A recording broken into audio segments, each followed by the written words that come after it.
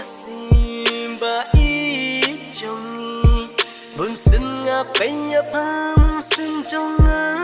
kapang habang akin mau ipor mang shwa habang kita man kisan kia tu kana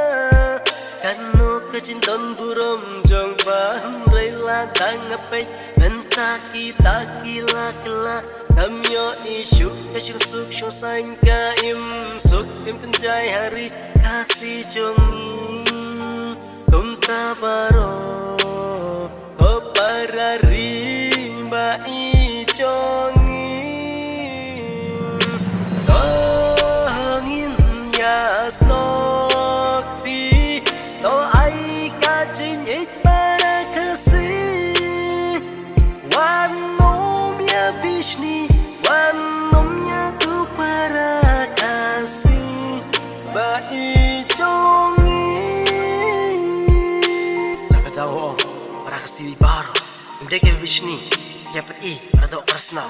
Henry habang ipay tapat Nga ibusin para kemangi Ya shrut niya Taramata barjala Anuay nong La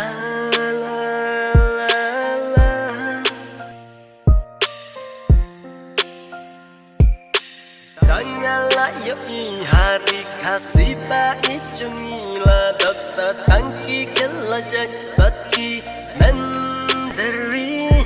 Henry ngimla syubam yoki jishan ya uway ha uway nginang tanpannya bishni menta Lapoy sa kacin pan Nampara kasih karang imla Syumbap nap biang yala Cintan kam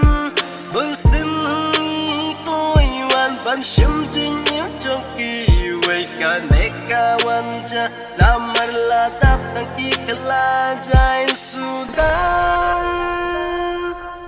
Adukan wayang kapitong kumosas tam Adangi kudib nuril Salong katib tandiap Jumor jumno Henry di belongking Kumpianong ba terus sing Dengan lep syurham Di balak penyelam Di kariba jat berujungi Syaka jinjob syaka namak burung Dan but usaknya ki Yang bui gerinjak jengki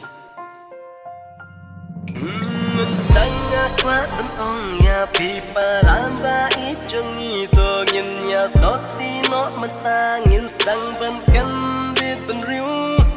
Wal show samca syiret takum Nekum bangi long Rai tongin ya kendit Penriu madu mentah Ngilay ban long kiklaway Di ban ya le syaprang Latawan kichin ingi Day ban terbait na pang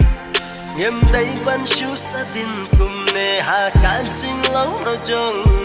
Wat syamba kikintri Hinte sayangi Henry na kachini Jong ingin ya teli Ban pen inuksa Yaki kun kikti jongi Ngin pen ya kalong den jongi Nuksa baba